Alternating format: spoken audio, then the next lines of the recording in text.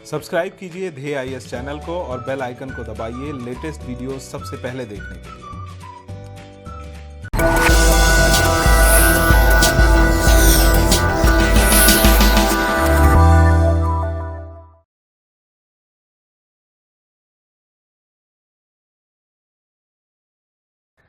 नमस्कार, ध्येय टीवी के खास प्रोग्राम टॉपर स्टॉक में आप सभी का स्वागत है। आज हमारे इस प्रोग्राम में हमसे बातचीत करने के लिए मौजूद हैं अविनाश त्रिपाठी जी, जिन्होंने 2016 की यूपीपीएससी एग्जाम में 16वीं रैंक हासिल की है। इससे पहले भी इनका चयन बीपीएससी परीक्षा में हो चुका है।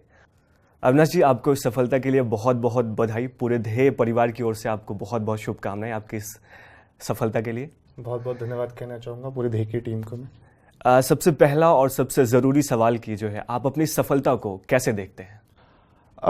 सफलता को मैं ऐसे देखता हूँ कि जब मैं सिविल सर्विस के प्रिपरेशन में आया था करीब 4-4.5 साल पहले, तो मैंने एक जो गोल सेट किया था कि एटलीस्ट मुझे जो गोल पे अचीव करना है, जहाँ पहुँचना है, लगभग मैं वहाँ पे पहुँच गया हूँ।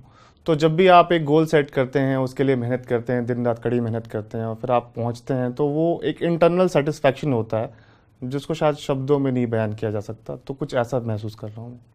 आप इसको श्रेय किसको देंगे अपनी सफलता का? सफलता का श्रेय मैं अपने माँ बाप को देना चाहूँगा, उसके अलावा अपने फैमिली मेम्बर्स को देना चाहूँगा और बहुत इम्पॉर्टेंट अपने जो फ्रेंड्स हैं, ख़ासतौर पे मेरे यहाँ के जो फ्रेंड्स हैं जिनके साथ मैं प्रिपरेशन करता रहा हूँ, क्योंकि ये एक ऐसा एग्ज़ाम है या ऐसी प्रिपरेशन लाइफ होती है जहाँ आप लगातार डीमोटिवेट होते रहते हैं जब आपको सफलता नहीं मिलती है। तो कई बार आप डीमोटिवेट जब होते हो तो आप खुद के ऊपर एक क्वेश्चन मार्क लग जाता है, क्या आप एलिजिबल हैं, क्या आप जो कर रहे हैं उसके लिए आप डिज़र्व करते हैं या नहीं करते हैं। तो ऐसी कंडीशन में जो फैमिली होती है, ख़ासतौर पे माँ बाप होते हैं या फ्रेंड्स होते हैं, उन्होंने हमेशा मोटिवेट किया, उन्होंने हमेशा मुझे बताया कि नहीं, आप इससे काफ़ी ज़्यादा केपेबल हैं और आप कर सकते हैं। शायद उन लोगों की ही देन है कि मैं यहाँ तक आज पहुँचा हूँ। अच्छा, तो सबसे पहली बार आपको ये ख्याल कब आया कि आपको सिविल सेवा की ओर बढ़ना चाहिए? क्योंकि आपका जो बैकग्राउंड रहा है, आपने आईआईटी बीएचयू से जो है एमटेक किया है, तो ये आपको ख्याल कब आया कि आपको सिविल सेवा की ओर आना चाहिए? सिविल सेवा का ख्याल कहीं ना कहीं तो बचपन से ही हम जिस पृष्ठभूमि से आते हैं, तो हमेशा से एक अट्रैक्शन रहता है सिविल सेवा की तरफ कि हाँ, सिविल सेवा बहुत ही एक प्रेस्टिजियस जॉब है और इस तरह की चीज़ है। लेकिन जैसा कि जनरली होता है कि आपने 12th कर लिया, अब आपको बीटेक करना है, फिर आपको जॉब की तरफ जाना है, तो ऐसा लगता है वो एक अलग लाइफ है और आपकी लाइफ अलग है। तो मेरे साथ भी कुछ ऐसे ही चल रहा था कि मुझे 12th किया, फिर बीटेक किया, फिर एमटेक किया, अब जॉब करना है। एक सेट पैटर्न जैसा चलता रहता है वैसे ही चल रहा था। फिर एक टर्निंग पॉइंट आया जब मैं एमटेक कर रहा था। मेरा ऐसा सोचना था कि जो सिविल सर्विस की प्रिपरेशन में आते हैं वो कुछ अलग अलग ब्रीड के लोग होते हैं, कुछ अलग तरीके के ही लोग होते हैं। जैसे उसके लिए आपको ह्यूमैनिटीज़ से ग्रेजुएशन करना होता है, टेक्निकल फील्ड के लोग नहीं जाते हैं। तो मुझे लगता था वो एक अलग लाइन है, मैं अलग फील्ड में हूँ। बट जब मैं एमटेक कर रहा था तो वहाँ मेरे कुछ फ्रेंड सर्कल ऐसा बना जहाँ काफ़ी लोग यूपीएससी की प्रिपरेशन कर रहे थे। तो मेरा भी इंटरेस्ट डेवलप हुआ और एक कॉन्फिडेंस डेवलप हुआ कि नहीं, हम टेक्निकल फील्ड से होते हुए भी इस एग्ज़ाम में अच्छा कर सकते हैं। वन ऑफ माई फ्रेंड्स उस टाइम IRS सेलेक्ट हुए थे, तो काफ़ी मोटिवेट हुआ मैं उस चीज़ से और फिर वैसे ही सोच के मैं दिल्ली आ गया प्रिपरेशन। आप बता रहे थे कि आपके परिवार में भी सिविल सेवा में लोग चयनित हुए थे इससे पहले, कुछ ऐसा था? हाँ, बिल्कुल, मेरे परिवार से भी सिविल सेवा चयनित है। मेरे घर में 2 जिया जी हैं, इनफैक्ट 3 जिया जी हैं मेरे घर में। वो तीनों लोग ही सिविल सेवा में चयनित हो चुके हैं और मैं काफ़ी, वो मेरे आइडल्स रहे हैं सिविल सेवा के लिए। लेकिन मुझे लगता था कि वो बहुत ही, मतलब मैं नहीं कर सकता जो वो कर पाए हैं, तो मुझे लगता था। लेकिन सभी लोगों ने मुझे सपोर्ट किया जब मैंने उनको बताया कि मैं सिविल सेवा के लिए आना चाहता हूँ। तो सभी लोगों ने कहा तुम्हारे अंदर पोटेंशियल है, तुम कर सकते हो। तो मैं मोटिवेट हुआ काफ़ी और मैंने पहले यहाँ पे आके ये सोचा कि चलो एक ट्राई देते हैं, 1 साल के लिए कोशिश करते हैं कि क्या कुछ हो सकता है क्या यहाँ पे। तो फर्स्ट अटेम्प्ट में दिया, फर्स्ट टाइम में ही मैंने यूपीपीएससी का मेंस दिया, काफ़ी अच्छे मार्क्स भी थे उसमें, कुछ मार्क्स से इंटरव्यू रह गया था मेरा। तो मुझे लगा कि नहीं, अगर थोड़ी मेहनत की जाए तो डेफिनेटली हो सकता है। तो वहाँ से आने के बाद जो आपकी शुरुआत थी सिविल सर्विसेज के लिए, वो कैसी थी? आपने क्या स्ट्रेटेजी बनाई अपनी तैयारियों के लिए? जैसा कि स्ट्रैटेजी बनाओ, मैं यूपीएससी भी दे रहा था लगातार और यूपीपीसीएस के एग्ज़ाम्स भी दे रहा था, स्टेट पीसीएस भी दे रहा था, तो दोनों को बैलेंस करके चलने की कोशिश कर रहा था। खासतौर पे यूपीपीसीएस की तरफ रुझान था क्योंकि स्टेट सर्विसेज थी मेरी और मेरा काफ़ी रुझान था मैं स्टेट सर्विसेज में अपने स्टेट में एसडीएम की पोस्ट पे सेलेक्ट हूँ कम से कम। तो उसके लिए मैंने काफ़ी स्ट्रैटेजीज देखी कि एसडीएम की कितनी मेरिट जाती है। मैंने पिछले 3-4 साल के मेरे कट ऑफ लिस्ट देखी, ऑलमोस्ट कितने मार्क्स आपको चाहिए होते हैं एसडीएम बनने के लिए। फिर मैंने ये पाया कि एसडीएम बनने से यूपीएससी के एग्ज़ाम में अगर मैं डिटेल में जाऊँ तो काफ़ी वैरायटी है मेंस में। जैसे आपको ऑप्शनल तैयार करने होते हैं, आपको ऐसे तैयार करने होते हैं, आपको कंपलसरी हिंदी पे कमांड होनी चाहिए। आपके 2 ऑप्शनल उस टाइम हुआ करते थे, अब से चेंज हुआ, दोनों ऑप्शनल पे कमांड होनी चाहिए। तो मुझे समझ में आ गया कि एक भी पोर्शन अगर कमज़ोर हुआ, क्योंकि ये मेरा तीसरा अटैम्प्ट था और इससे पहले के 2 प्रीवियस अटेम्प्ट्स में यही हुआ था मेरे साथ। कहीं कभी कंपलसरी हिंदी कमज़ोर रहेगी, कभी ऐसे कमज़ोर रह गया, कभी कंपलसरी जो ऑब्जेक्टिव पेपर कमज़ोर रह गए। तो मैंने ये स्ट्रेटजी बनाई कि हर एक सेक्शन बिल्कुल मजबूत होना चाहिए, कसा हुआ होना चाहिए, तभी आप एसडीएम बन सकते हैं। तो उस हिसाब से फोकस किया। मैं टेक्निकल बैकग्राउंड से हूँ, इंग्लिश मीडियम से हूँ, तो कंपलसरी हिंदी जैसे यूपीपीएससी में होता है, उसमें जब तक अच्छे मार्क्स नहीं आते हैं आपको अच्छी पोस्ट नहीं मिल पाती है। तो इंग्लिश के साथ साथ मैं हिंदी न्यूज़पेपर्स भी पढ़ता था ताकि उस पर कमांड बना सकूं। ऐसे की स्ट्रेटजी मैंने बनाई है, मैं डेली ऐसे लिख के प्रैक्टिस करता था। एक और चीज़ मैंने देखी है कि कई बार ऐसा होता है कि हमारा जब मेंस का रिजल्ट निकलने लगता है और इंटरव्यू की जब डेट आती है तो हम इंटरव्यू की प्रिपरेशन शुरू करते हैं और हम सोचते हैं 1-1.5 महीने में चीज़ें सब इंटरव्यू के लिए बिल्कुल हम तैयार होकर बहुत अच्छा इंटरव्यू दे देंगे। वैसा कभी नहीं हो सकता। वो एक पर्सनैलिटी डेवलपमेंट की चीज़ है जो काफ़ी एक लंबा प्रोसेस है, मतलब उसको साथ लेकर के चलना होता है। तो कहीं ना कहीं पर्सनैलिटी डेवलपमेंट पे मैंने साथ साथ काम किया। अपना हमारा फ्रेंड सर्कल था, हम आपस में मॉक इंटरव्यूज़ किया करते थे, एक चीज़ टॉपिक्स पे डिस्कशन किया करते थे, तो उससे काफ़ी हेल्प मिली। और हमारे यहाँ पे जैसे मुखर्जी नगर में एक फ्रेंड सर्कल था, तो काफ़ी लोग मेरे one of the friends treasury officer select हुए हैं यहाँ पे साथ में ही, और भी लोग हैं जो रिजल्ट्स आने वाले में भी बहुत जल्दी सेलेक्ट हो जाएंगे। तो हमारा एक सर्कल था जो फ्रेंड सर्कल था, आपस में काफ़ी एक दूसरे को हम हेल्प करते थे, तो काफ़ी यूज़फुल है। आपकी सफलता में ध्येय का क्या रोल रहा और आप मतलब ध्येय से कब जुड़े? मैं जब IIT BHU में था उस टाइम ध्येय का एक ब्रांच है वहाँ पे, लंका, शायद लंका में है। तो वहाँ कुछ मेरे फ्रेंड्स जाया करते थे कि ध्येय के ब्रांच पे कुछ नोट्स वगैरह हम लोग भी देखा करते थे।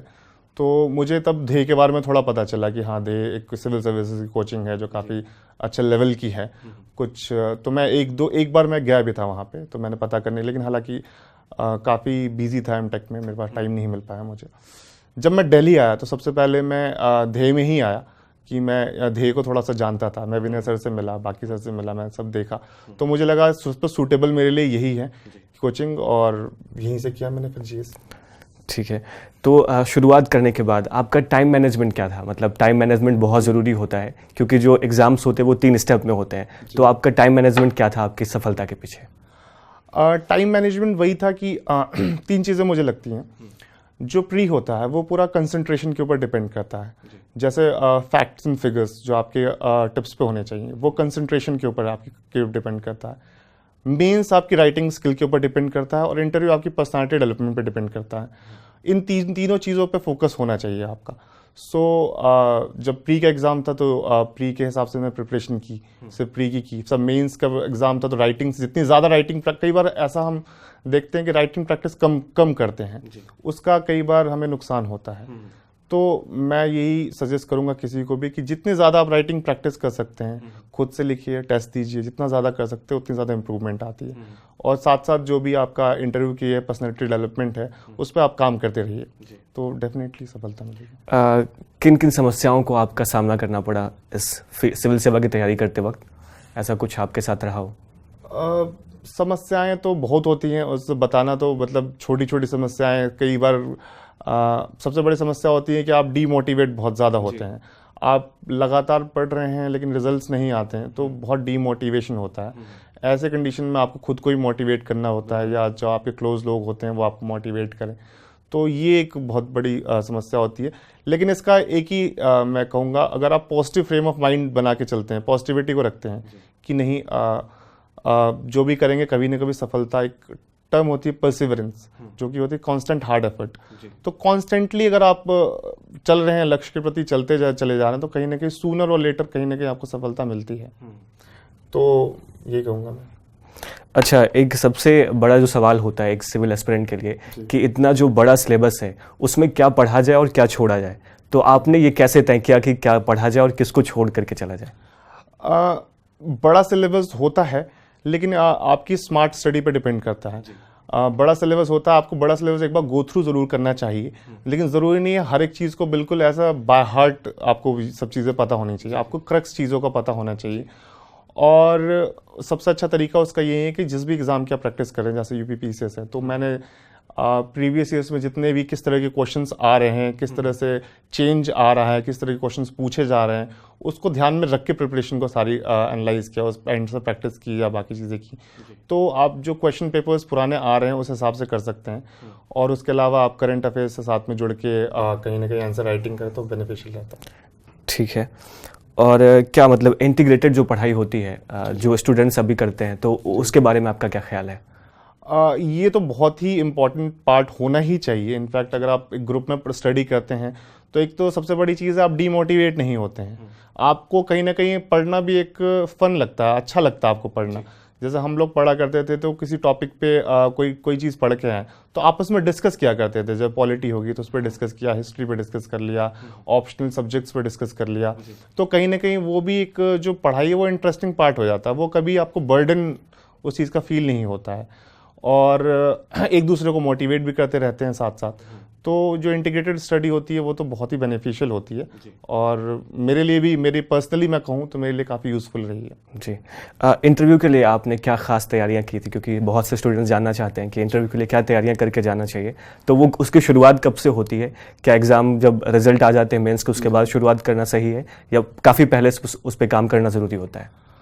इंटरव्यू के लिए मैं ये कहूँगा कि बिल्कुल ऐसा नहीं है कि आप मेंस का रिजल्ट आने के बाद ही शुरू करें, क्योंकि वो फिर अननेसेसरी आप अपने ऊपर बर्डन ले लेते हैं, और कम टाइम में हम अच्छा करने की प्रिपरेशन कई बार गलतियाँ भी कर देते हैं। इंटरव्यू की प्रिपरेशन के लिए यही है कि आप जितना ज़्यादा अपने फ्रेंड सर्कल में चीज़ों पर डिस्कस करिए, आपस में अपने व्यूज़ को रखिए, अपने व्यूज़ को चेक करिए कि क्या आपके व्यूज़ पर्टिकुलर चीज़ के सही हैं या नहीं हैं। आप एक दूसरे से बात करिए, ज़्यादा लोगों से बात करिए, ज़्यादा से ज़्यादा चीज़ों की नॉलेज रखिए। आप अपने आप से क्वेश्चन करिए, जैसे आप मिरर के सामने खड़े हैं, आप शीशे के सामने खड़े होकर क्वेश्चन करिए कि मैं अगर इंटरव्यू हूँ और मेरा बैकग्राउंड ये है, मेरा ये है, तो मुंह मुझसे क्या क्वेश्चन पूछेगा। इनफैक्ट मैं आपको सही बताऊं तो इनफैक्ट मुझसे जो इंटरव्यू में क्वेश्चन पूछे गए थे, ज़्यादातर मैंने अजम्पशन मेरी थी कि मुझसे यही क्वेश्चन पूछे जाएंगे। ऑलमोस्ट 50-60% क्वेश्चन वही थे जो मैं अज्यूम कर रहा था कि मुझसे ये पूछे जाने चाहिए।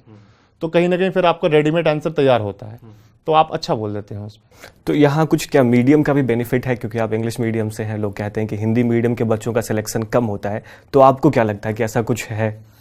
नहीं, मुझे बिल्कुल ऐसा नहीं लगता है। मुझे लगता है मीडियम का बहुत ज़्यादा फ़र्क नहीं पड़ता है, हिंदी हो चाहे इंग्लिश मीडियम हो। आपकी क्वालिटी होनी चाहिए। क्वालिटी अगर आपकी आंसर राइटिंग में अच्छी है, क्वालिटी है आपके पास, तो मीडियम का ज़्यादा फ़र्क नहीं होता है।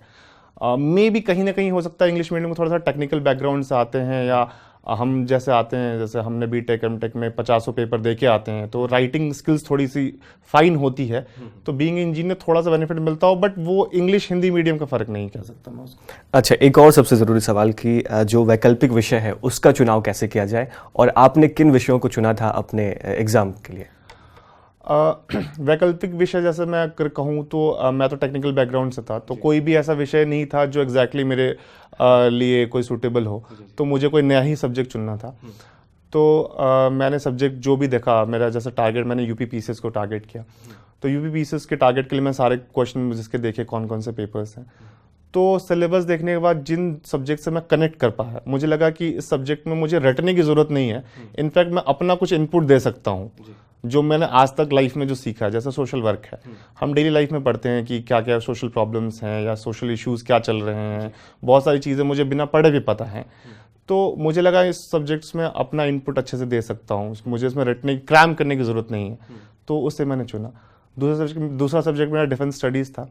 मेरा इंटरनेशनल रिलेशंस में काफ़ी पहले से मैं काफ़ी इंटरेस्ट था मेरा, जो भी वर्ल्ड न्यूज़ थी मैं शुरू से देखता था, तो उसमें मेरा काफ़ी पहले से इंटरेस्ट था कि कहाँ वर्ल्ड में कहाँ क्या हो रहा है, तो उस पेपर्स में अपने आप कनेक्ट कर गया, तो मैंने वो सब्जेक्ट सेकंड अपना ऑप्शन रखा था।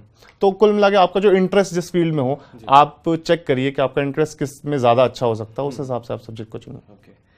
सबसे ज़्यादा सपोर्ट किसका रहा आपको आपके इस पूरी जर्नी में, आपके परिवार में, या ऐसा कोई आपका दोस्त रहा हो या कोई आपका गुरु रहा हो जिसका सपोर्ट रहा हो सबसे ज़्यादा?